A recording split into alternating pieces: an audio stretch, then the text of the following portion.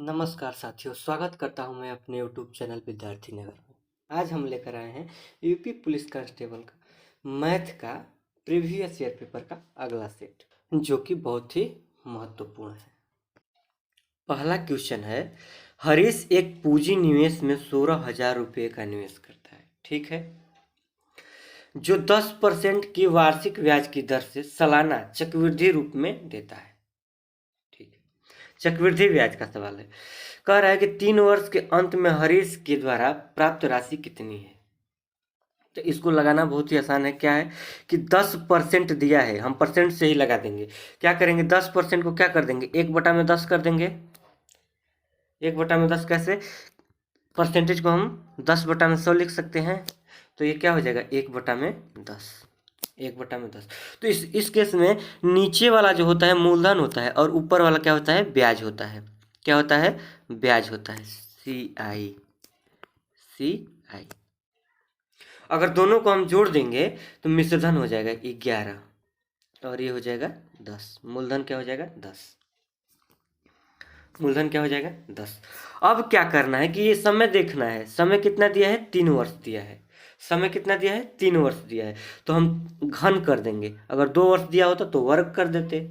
ठीक है, अब क्या करेंगे, 1331 और 1000, 1331 और 1000।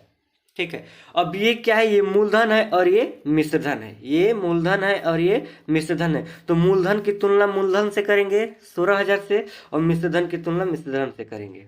ठीक, तो कह रहा है कि 1000 जो मूलधन है P, और ये हो गया 1331 A। 1000 जो मूलधन है किसके बराबर है, 16,000 के बराबर है। 16,000 के बराबर है। तो एक बराबर क्या हो जाएगा, एक बराबर हो जाएगा 16, क्योंकि 1000 से 1000 खत्म, बच जाएगा एक बराबर 16।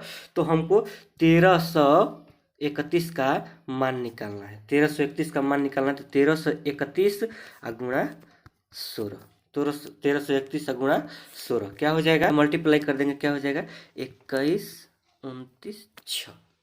ठीक है, तो इस तरह से हम देख लेंगे कौन सा आंसर है। तो आंसर हो जाएगा बी नंबर, 21,296 रुपये। अगला क्वेश्चन दिया है 2 नंबर कि HCF यानी कि 4052 और 12,576 का महत्तम समापवर्तक यानी कि HCF क्या होगा, क्या है। तो HCF निकालने का सबसे आसान तरीका, पहले तो अगर इतना बड़ा दे दिया है, कैलकुलेटिव अंक दे दिए हैं, तो हम क्या करेंगे। अब तो क्या इसका नियम है कि हम इसको तोड़ेंगे। तो तोड़ने से बहुत ज़्यादा बड़ा हो जाएगा। तोड़ने से बहुत ज़्यादा बड़ा हो जाएगा। तो क्या करेंगे, हम इसको पहले हम देखेंगे। महत्तम समापवर्तक का मतलब होता है वह अधिकतम मान। महत्तम समापवर्तक का मतलब होता है वह अधिकतम मान जो संख्याओं को पूर्ण रूप से विभाजित कर दे। जो संख्याओं को पूर्ण रूप से विभाजित कर दे। तो हम विभाजिता के नियम देखेंगे। विभाजिता के नियम देखेंगे कि विभाजिता का नियम क्या कहता है। जैसे 2 से दोनों डिवाइड हो जाएंगे। 2 से तो दिख रहा है कि 2 से तो दोनों डिवाइड हो जाएंगे। 3 से देखेंगे 4, 5, 7, 6। 3 से देखेंगे कि 3 से ये डिवाइड हो रहा है कि नहीं। तो 3 से डिवाइड विभाजिता का नियम है कि सभी अंकों को जोड़कर देख लेंगे 3 से डिवाइड हो रहा है कि नहीं। तो क्या होगा, 4, 5, 9, 2, 11, जो कि 3 से डिवाइड नहीं होगा। अब 3 से जब डिवाइड नहीं होगा तो हम विकल्प में देखेंगे कौन सा हमारा विकल्प 3 से डिवाइड हो रहा है। तो ये हो रहा है बी नंबर 3 से डिवाइड, और ये हो रहा है सी नंबर 3 से डिवाइड। इसका मतलब कि ये गलत है, इससे ये HCF नहीं होगा। ठीक है, उसके बाद हम देखेंगे कि 4 से डिवाइड हो रहा है कि नहीं। तो 4 से डिवाइड हो रहा है। 4 से क्या हो रहा है, दोनों डिवाइड हो रहा है। 4 से विभाजिता का नियम है कि पीछे के 2 अंक डिवाइड होने चाहिए। तो दोनों 4 से क्या हो रहे हैं, डिवाइड हो रहे हैं। ठीक है, तो ये क्या हो गया, 4 से डिवाइड हो जाएगा। ठीक है, तो अब इसका नियम ही है, जब 4 से दोनों डिवाइड हो गए, डिवाइड तो 2 से भी हो रहे थे। डिवाइड तो 2 से भी हो रहे थे, लेकिन विकल्प में 2 नहीं दिया है। और इसका नियम भी है, इसका HCF का नियम है कि वह वह अधिकतम मान जो दोनों संख्याओं को पूरी तरह से विभाजित कर दे। तो 4 भी पूरी तरह से विभाजित कर रहा है। ठीक है, तो इस तरह से हम ए नंबर को अपना आंसर मान लेंगे। क्या हो जाएगा? 4। सवाल दिया है कि ए बी सी एक समत्रिभुज है जिसकी भुजाएं 4 सेंटीमीटर हैं। ठीक है, यदि जिसकी भुजाएं 4 सेंटीमीटर, तो हम एक त्रिभुज ले लेंगे।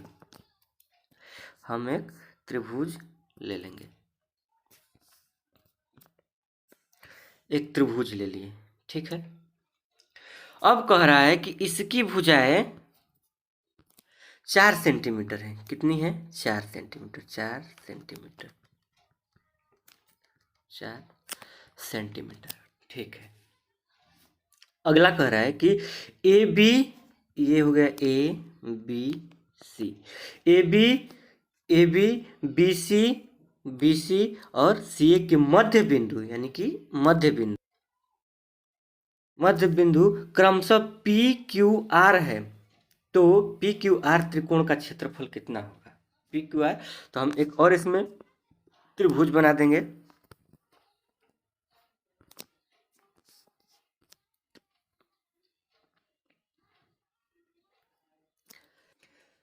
मध्य बिंदु से कौन कौन सा है? पी क्यू आर, एक मिनट, पी क्यू आर। ठीक है, तो अब कह रहा है कि पी क्यू आर का क्षेत्रफल क्या होगा। सवाल यह है कि यह समत्रिभुज है। अगर समत्रिभुज के मध्य बिंदु से, समत्रिभुज के भुजाओं के मध्य बिंदु से अगर कोई त्रिभुज बनाया जाए तो वो भी समत्रिभुज ही होता है, समबाहु। अगर किसी समबाहु त्रिभुज के भुजाओं के मध्य बिंदु से अगर कोई त्रिभुज बनाया जाए तो वो भी क्या हो जाएगा? समबाहु त्रिभुज हो जाएगा, समबाहु त्रिभुज हो जाएगा। तो अब क्या करेंगे? कह रहे हैं मध्य बिंदु से, यानी कि ये आधा, क्या हो गया? ये आधा।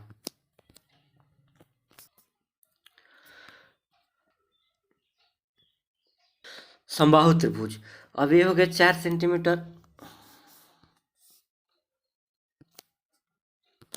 अब ये हो गया 4 सेंटीमीटर, ये 4 सेंटीमीटर, ये 4 सेंटीमीटर। कह रहा है कि आधा आधा आधा, यानी कि बीच से, मध्य से। तो मध्य से मतलब ये 2 सेंटीमीटर हो जाएगा, ये भी 2 सेंटीमीटर हो जाएगा, ये भी 2 सेंटीमीटर, ये भी 2 सेंटीमीटर, ये भी, और ये 2 सेंटीमीटर। तो इसका मतलब कि जब ये 2 सेंटीमीटर है तो ये भी 2 सेंटीमीटर हो गया। अब समबाहु त्रिभुज की जब दो भुजाएं, अब एक भुजा 2 सेंटीमीटर के, तो तीनों भुजाएं क्या हो जाएंगी? 2-2 सेंटीमीटर की हो जाएंगी। इसका मतलब कि ये जो अंदर वाली त्रिभुज है इसकी भुजाएं क्या हो गए? 2-2 सेंटीमीटर की हो गए, 2-2 सेंटीमीटर की हो गए। समबाहु त्रिभुज का क्षेत्रफल होता है, समबाहु त्रिभुज का क्षेत्रफल होता है क्या होता है? करड़ी में 3/4 ए स्क्वायर, करड़ी में 3/4 ए स्क्वायर। तो हम क्या करेंगे? करड़ी में 3/4 ए स्क्वायर की जगह पर क्या लिख देंगे? 2 का वर्ग, 2 का वर्ग हो जाएगा क्या? करड़ी में 3/4 और गुणे 4, 4 से 4 खत्म, बचेगा क्या? करड़ी में 3, करड़ी में 3। तो इसका आंसर हो जाएगा करड़ी में 3, यानी कि बी आंसर हो जाएगा। ठीक है, बी आंसर हो जाएगा। कह रहा है कि इसका मान ज्ञात करें। 1.25 गुणा 0.05 गुणा 0.0004 का मान ज्ञात करें। जितने अंक पर दशमलव लगा है उतने से हम भाग कर देंगे। क्या कर देंगे? 125/100 गुणा 5/100 गुणा 4/1000, 10,000। कितना हो गया? 10,000। 1, 2, 3 और 4 स्थान पर इसमें हम गुणा कर लेंगे। क्या हो जाएगा? गुणा हो जाएगा 25,100। 2500, 2500 बटे में क्या है, दो दो, 20 20, 4 0 और 4 8 0, 10 के पावर 8, 10 के पावर 8। तो अब इसको हम हल कर लेंगे, क्या हो जाएगा, इसमें से 2 0 से 2 0 खत्म हो जाएगा, 2 0 इसमें से खत्म हो जाएगा, तो ये बच जाएगा 6, यानी कि 25 गुणा 10 की घात -6, 25 गुणा 10 की घात -6। यदि दो संख्याओं b और 4b का औसत 10 है, करेक्ट, b और 4b का औसत b प्लस 4b बटे 2 बराबर क्या हो जाएगा, 10। तो कह रहे b का मान ज्ञात करो, कुछ नहीं करना है, 5b बराबर 20, तो b बराबर 4, b बराबर 4, बहुत सिंपल है। अगला क्या कह रहा है, क्वेश्चन कह रहा है, यदि 4 कुर्सियों और 3 मेजों का मूल्य, 4 कुर्सियों और 3 मेजों का मूल्य कितना दिया है, 2100 दिया है, 2100 दिया है, ठीक। उसके बाद कह रहा है कि 5 कुर्सी और 2 मेज का मूल्य 1750, 1750। तो एक कुर्सी और एक मेज का मूल्य क्या होगा, बहुत ही आसानी से हम इसको लगा लेंगे, एक कुर्सी और एक मेज का मूल्य निकालना है। तो क्या करेंगे हम कि या तो हम एक साइड से बराबर कर देंगे, इसको कुर्सी को बराबर कर देंगे या मेज को बराबर कर देंगे। तो क्या करेंगे, कुर्सी को बराबर करेंगे तो इसमें 5 से गुणा और इसमें 4 से गुणा, तो करेंगे, हो जाएगा 20 के और 15m बराबर 10500, और ये हो जाएगा 20 के, ये हो जाएगा 8m बराबर हो जाएगा 7000, ठीक है। अब हमको क्या करना है, अब हमको देखना है कि कुर्सी सेम हो गए, ठीक है, 20 कुर्सी इसमें भी, 20 कुर्सी इसमें भी। इसमें जब है 15 मेज तो दाम है 10,500, इसमें है 8 मेज तो दाम है 7,000 रुपया। मतलब कि 7 मेज की कमी हुई तो दाम में कितना कमी हो गया, 7 मेज की कमी हुई तो दाम में 3500 रुपया की कमी हो गई। कुर्सी तो सेम है, कुर्सी का दाम तो समान ही रहेगा। अब हो गया क्या कि मेज में कमी हुई है, कितना कमी हुई है, तो 7 की कमी हुई है, ठीक है, 7 की कमी हुई है तो दाम भी कितना कम हो गया है, 7 कम हो गया है, 7 कम हो गया है, ठीक। तो 7 मेज का दाम हो गया 3500, 7 मेज का दाम हो गया 7 मेज का दाम हो गया 3500, तो एक मेज का दाम कितना हो जाएगा, 500 रुपया। एक मेज का दाम कितना हो जाएगा, 500 रुपया। तो कह रहा है 4 कुर्सी और 3 मेज का दाम, 4 कुर्सी और 3 मेज का दाम 2100 रुपया है। यहाँ पर मेज का दाम रख देंगे 1500 और 500, मेज का दाम रख देंगे 500, 500 गुणा 3 1500 हो जाएगा, 1500 को हम घटा देंगे 2100 में, 600 हो जाएगा, और 600 4 के बराबर 600, तो के बराबर हो जाएगा 150, के बराबर हो जाएगा 150। कुर्सी का दाम हो जाएगा 150, मेज का दाम हो जाएगा 500, आंसर बी, आंसर बी। अगला क्वेश्चन कह रहा है कि ए 67% अंक प्राप्त करता है जो कि उत्तीर्ण की तुलना में 192 अंक अधिक है। 67% अंक प्राप्त करता है जो 192 अंक अधिक है, और एक क्या कर रहा है, 27% प्राप्त कर रहा है, बी, ए हो गया, ये बी हो गया, 27% प्राप्त करता है जो कि 48% कम है, यानी कि 48 अंकों से फेल हो गया, उत्तीर्ण से 48 अंक फेल है। तो हम क्या करेंगे, इसको घटा देंगे, परसेंटेज को घटा देंगे, क्या हो जाएगा 40%, और इसको जोड़ देंगे, क्या हो जाएगा 240, 240, ठीक है, 240, यानी कि इन दोनों के बीच का अंतर हो गया क्या, 240, 40%, और ये 240, जब भी परसेंटेज दिया हो, 2% दिया हो, तो हम क्या करेंगे, परसेंटेज को घटा देंगे। और ये अधिक और ये कम दिया हो तो दोनों को जोड़ देते हैं। जब ये भी अधिक हो ये भी अधिक हो तो दोनों को घटाते हैं। लेकिन जब ये अधिक हो ये कम हो तो क्या करते हैं, जोड़ देते हैं। मान लीजिए ये भी कम हो गया ये भी कम हो गया तो दोनों को घटा देंगे। लेकिन जब एक अधिक हो गया और एक कम हो गया तो हम क्या करेंगे, जोड़ देंगे। ठीक है, जोड़ देंगे। तो अब क्या करना है, अब करना है कि जब 40% हो गया, 40% बराबर 240 हो गया, तो हम किसी एक का, ए का या बी का परसेंटेज निकाल देंगे कि कितना अंक प्राप्त किया है। तो 27, मान लीजिए बी का छोटा है तो हम 27% निकाल देते हैं।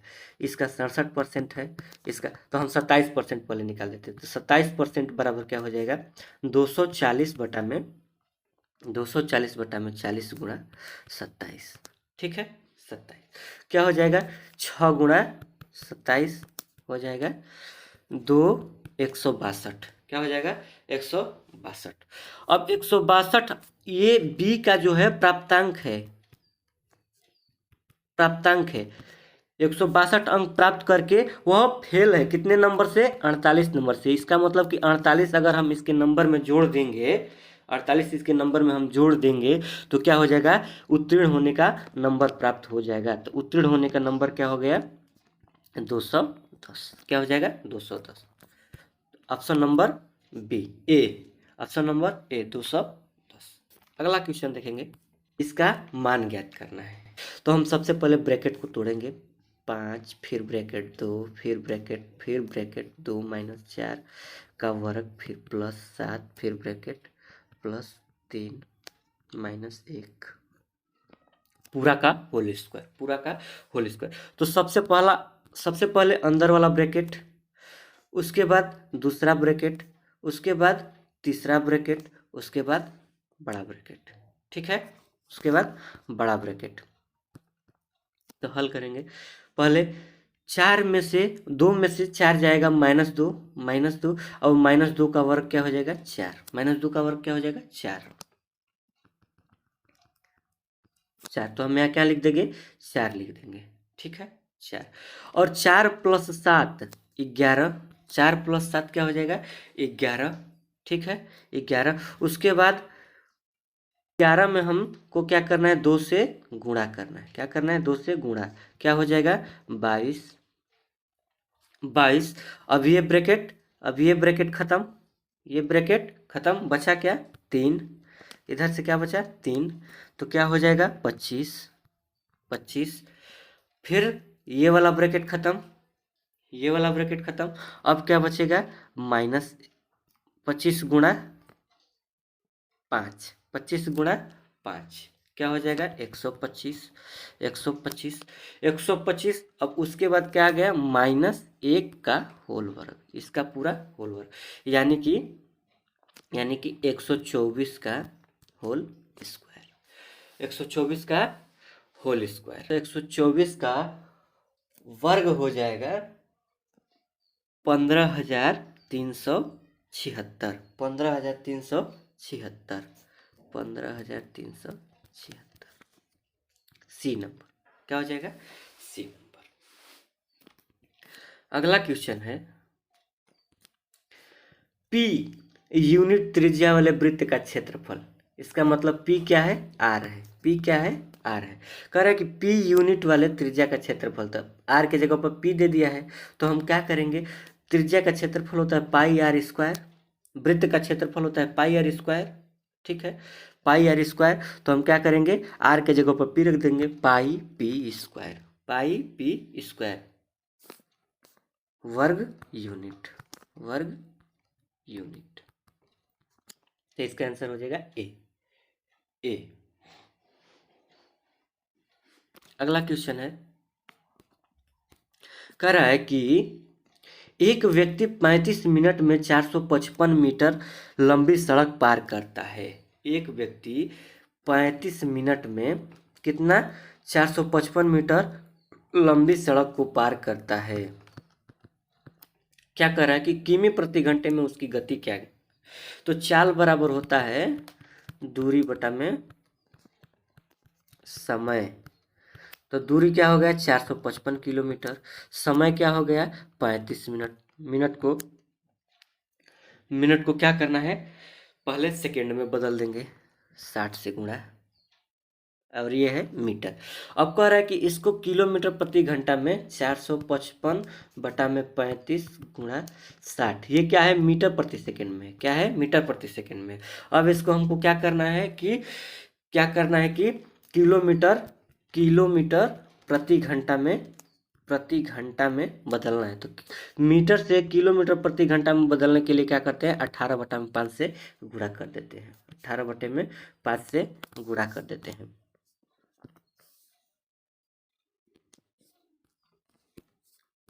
18 बटे में 5 से गुणा कर देते हैं। अब क्या हो जाएगा कि हल कर देंगे, क्या कर देंगे, हल कर देंगे। हल करेंगे, पहले ये कटाएंगे, 6 से कटाएंगे 3 बार में, 6 से कटाएंगे 10 बार में, ठीक है। अब क्या होगा कि 5 से कटाएंगे, 5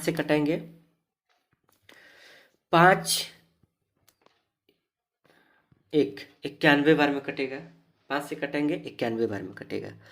और क्या हो जाएगा इसको, अब ये कटाएंगे हम 7 से, 13 सते 91, 5 सते 35, ठीक है, 5 सते 35। क्या बचा, ऊपर बच गया 39 और नीचे बच गया 50, 5 गुणा 10। क्या करेंगे, अब 39 में 5 से हम भाग दे देंगे, 5 सते 35, 5 सते 35.8। अब बटा में क्या है 10 है, तो हो जाएगा 0.78, 0.78 किलोमीटर प्रति घंटा, किलोमीटर प्रति घंटा। तो इसका आंसर हो जाएगा 0.78 किमी प्रति घंटा बी, ठीक है।